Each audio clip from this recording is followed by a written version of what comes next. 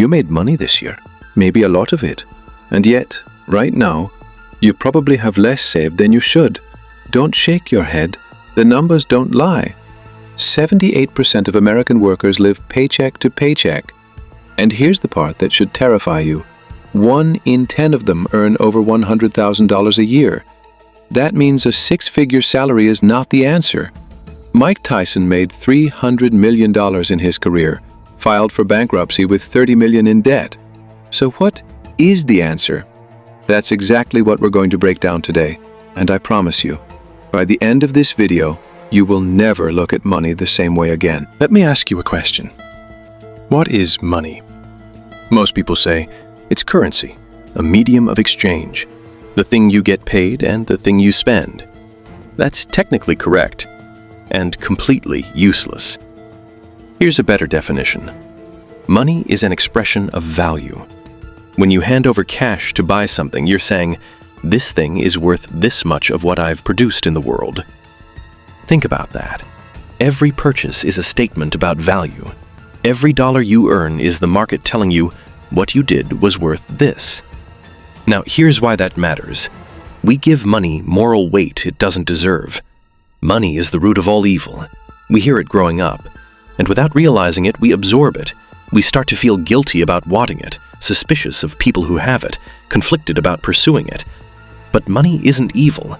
Money isn't good. Money is neutral. It's a mirror. It reflects the choices you make with it. A scammer who takes your money? That's not money being evil. That's a person making a choice. The money was just the instrument.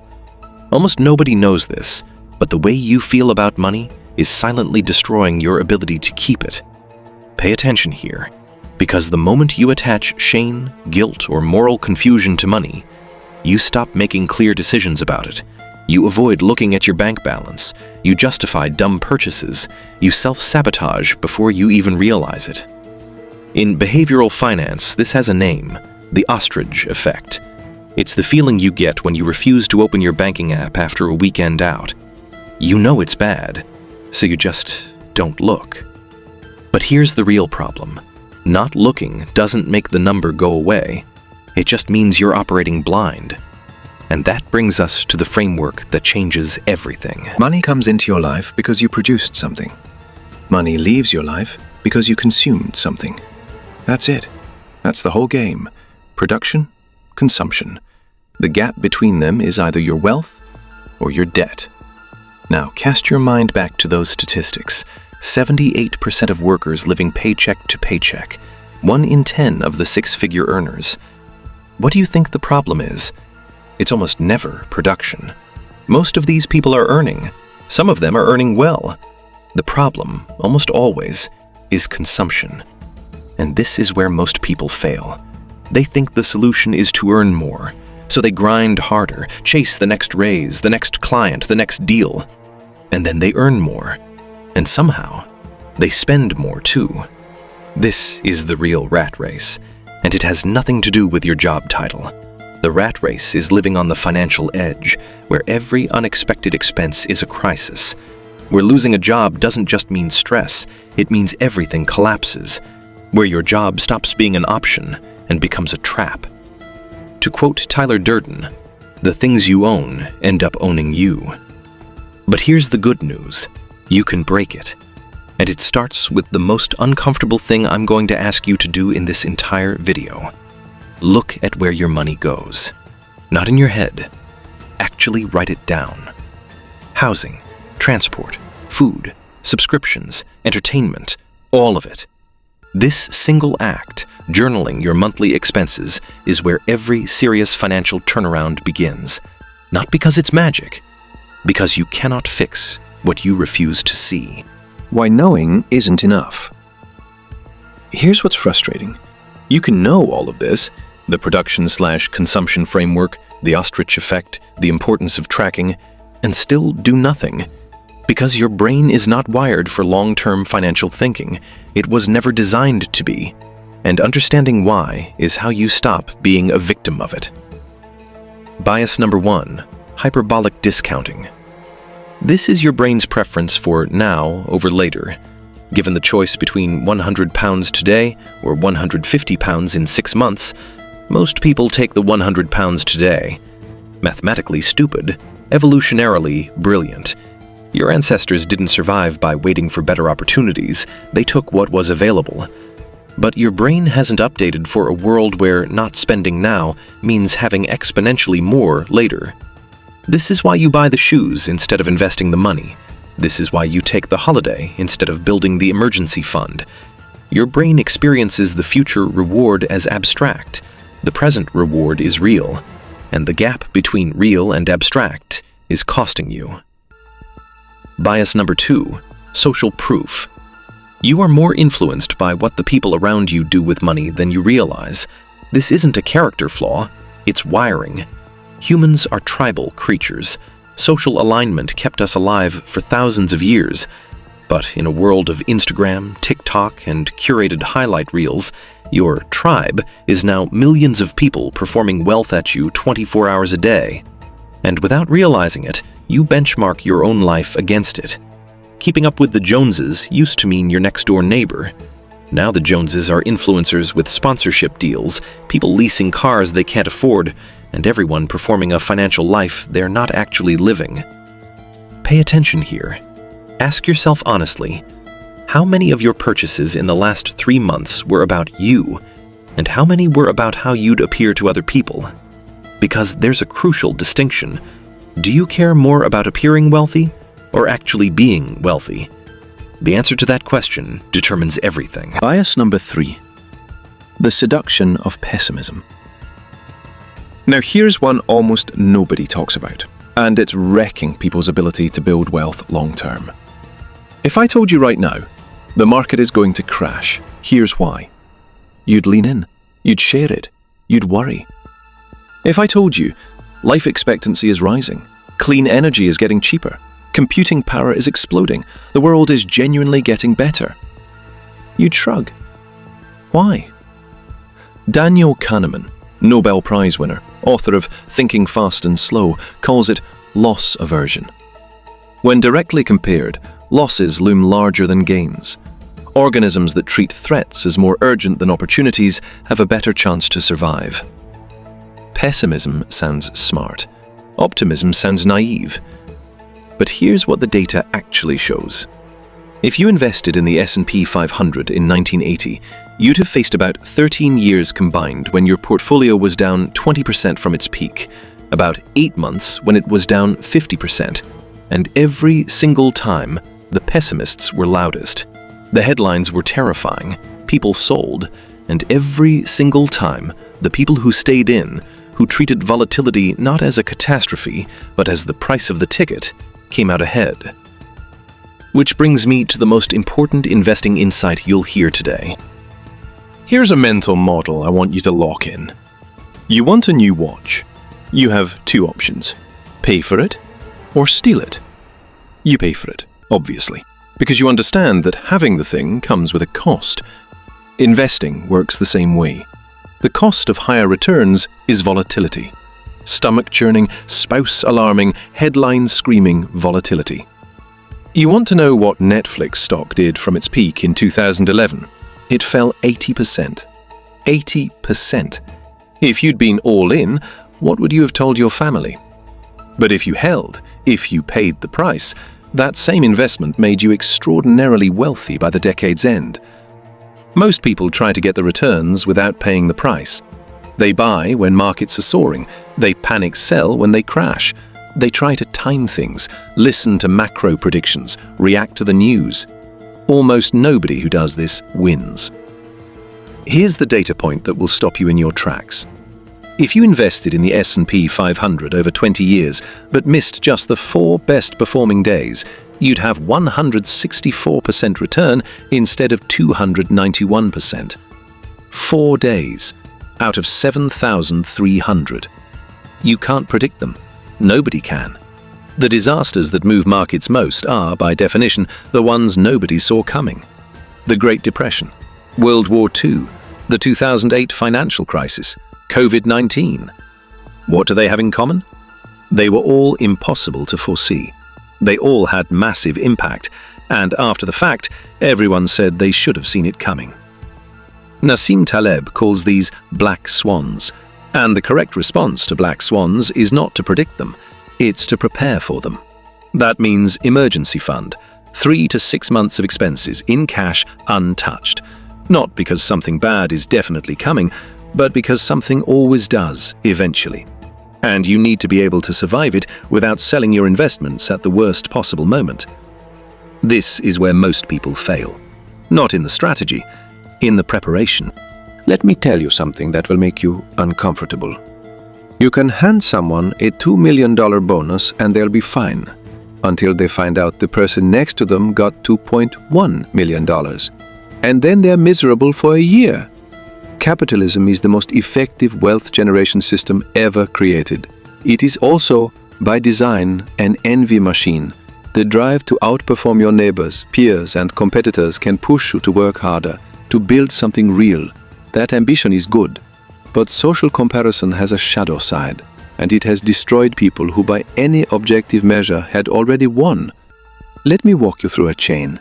Bill is a top specialist doctor, earns around $500,000 a year, top 1% of income earners in the US, by any reasonable standard, rich. Until he buys a vacation home in the Hamptons and meets his neighbor, Stan, CEO of a large public company, earns $10 million a year, top 1% of the top 1%. Stan should feel great, right? Except Stan went to school with Michael Jordan, and compared to MJ's $2 billion fortune, Stan's $10 million suddenly feels small. And MJ? He goes to parties where Jeff Bezos shows up. Bezos added $75 billion to his net worth in a single year. There is always a bigger fish. And the people who chase that bigger fish, who lever up their portfolios trying to jump pyramid levels, who take insider tips trying to shortcut the process, who sacrifice marriages and families and health trying to feel like enough, most of them lose everything. Some of them lose more than money. Here's what you need to understand. Enough is not a number, it's a decision. At some point, you have to decide, what am I actually optimizing for? More money at the cost of your peace? More stuff at the cost of your time? More status at the cost of your relationships? The Millionaire Next Door, one of the most comprehensive studies of wealth ever conducted, found that real millionaires largely live well below their means. They don't look rich, they are rich. The people looking rich are usually the ones furthest from it. Here's a question. Why do the lowest income households in America spend 4 times more on lottery tickets than the highest income households? At first glance, that sounds insane, irrational, self-destructive. But here's what Morgan Housel points out in The Psychology of Money. Try to see it from their perspective. They live paycheck to paycheck. No career ladder, no investment account, no realistic path to the house, the car, the college fund, any of it. A lottery ticket is the only product in the world that gives them, for a couple of dollars, a genuine 48-hour experience of imagining what it would feel like to live the life they see other people living. Not so crazy now. This is actually one of the most important investing insights you can absorb. Rational behavior is not universal. It's personal. Your risk tolerance is not the same as Warren Buffett's. Your time horizon is not the same as a billionaire in their 70s managing a legacy. Copying their strategy wholesale could be catastrophically wrong for your situation. Someone who's 25 and has nothing to lose should be far more aggressive than someone who's 55 and has everything to protect. Copying a billionaire's conservative portfolio when you need to grow your wealth is irrational, even if it looks sophisticated. Know your own game, play your own game, and learn to say no to opportunities outside your circle of competence, not because they're bad, but because they're not yours. Dave Ramsey, Graham Stephan, the FIRE community, frugality experts, these are valuable. The consumption side is real. Tracking, budgeting, living below your means, this stuff works. But here's what I need you to hear. Dave Ramsey's net worth is estimated at $55 million. Graham Stephan has been making $100,000 to $200,000 a month from YouTube. Neither of them got there by cutting coupons. They built production at scale. And this is the half of the equation that most personal finance advice leaves out because it's harder to teach to a mass audience. Income from a job is production, but it's capped. You trade time for money and there's a ceiling on your time. The highest earners in any field have found ways to produce value that is not directly tied to their hours. This is what the books on entrepreneurship are pointing at when they talk about working on the business instead of in it. It's what 0 to 1 means when it talks about creating something new instead of competing in an existing market.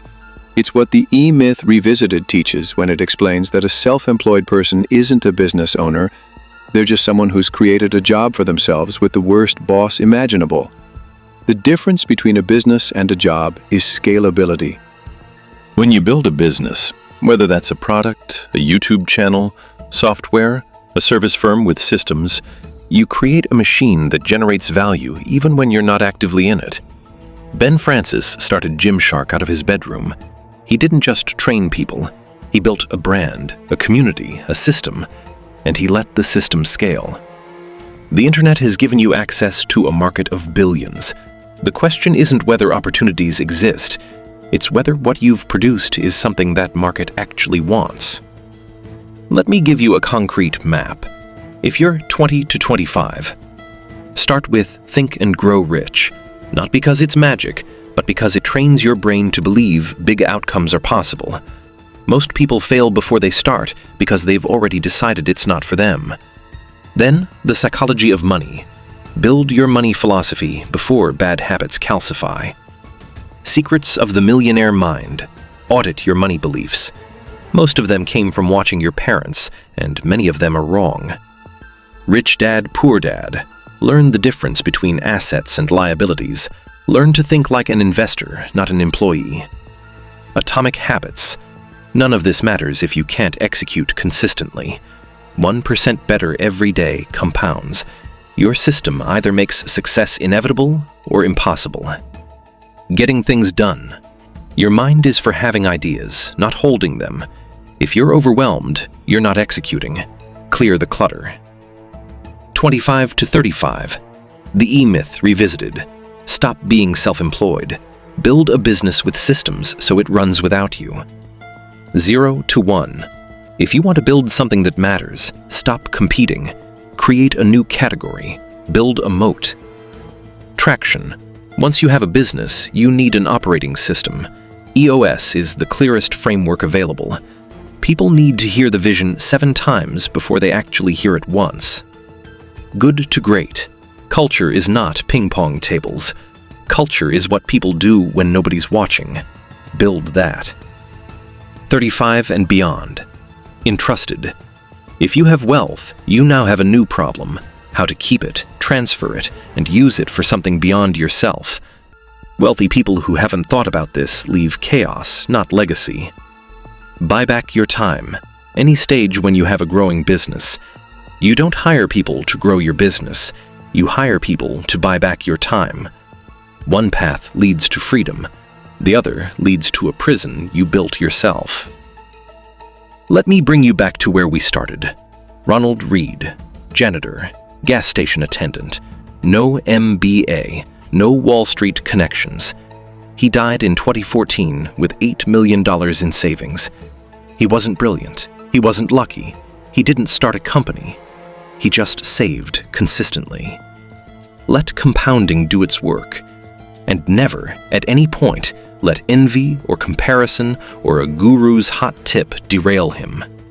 Financial success is not a hard science.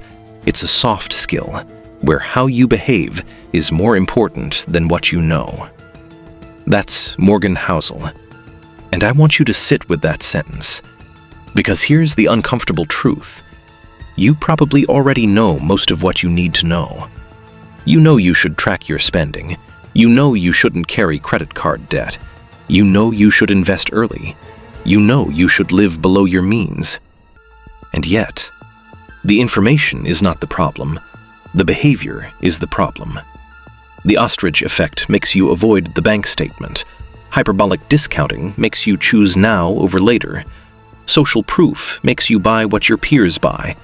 Loss aversion makes you panic sell at exactly the wrong moment. Envy makes you take risks you can't afford to impress people who aren't watching. Your brain has been running these programs since before you could speak. The first step to overriding them is simply naming them. When you feel the pull to avoid looking at your account, that's the ostrich. Name it. When you want to buy something right now instead of saving, that's hyperbolic discounting. Name it. When you're about to make a financial decision because of what someone else might think, that's social proof. Name it. You cannot override an autopilot you don't know is running. Write this down. Step 1. Track every expense this month. Every single one. Not to judge yourself, just to see. Step 2. Build a budget. Decide in advance how much goes to each category. Stick to it for 30 days. Step 3. Build your emergency fund. 3 to 6 months of expenses, in cash, separate account. Don't touch it. Step 4. Start investing. Consistently. Not market timing, not reacting to headlines. Consistently. Step 5. Find ways to scale your production. That might be a side project, a skill you monetize, a business you build. But understand that cutting expenses has a floor, 0. Increasing production has no ceiling. This is not complicated, but it requires something most advice doesn't prepare you for: sitting with discomfort. The discomfort of seeing the number. The discomfort of saying no to something you want. The discomfort of watching your portfolio drop 20% and not touching it. The people who build real wealth are not smarter than you. They're just better at sitting with that discomfort. Here's what we covered today. Money is an expression of value, not a moral judgment. Your relationship with it determines your future. Your brain is wired against you. The ostrich effect, hyperbolic discounting, social proof, loss aversion, and the seduction of pessimism all work against financial health.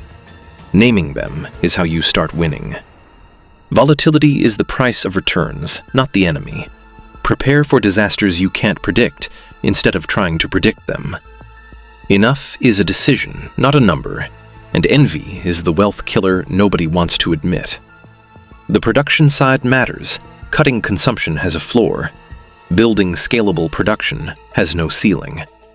And behavior beats intelligence every single time. Ronald Reed proved that a janitor with patience and consistency outperforms most MBAs with hot tips and big egos. The only question now is, what are you going to do with what you know? Because information without action is just entertainment. But if you feel like you already know this stuff and you're still not moving, there's one specific reason why. And it's the thing almost nobody talks about.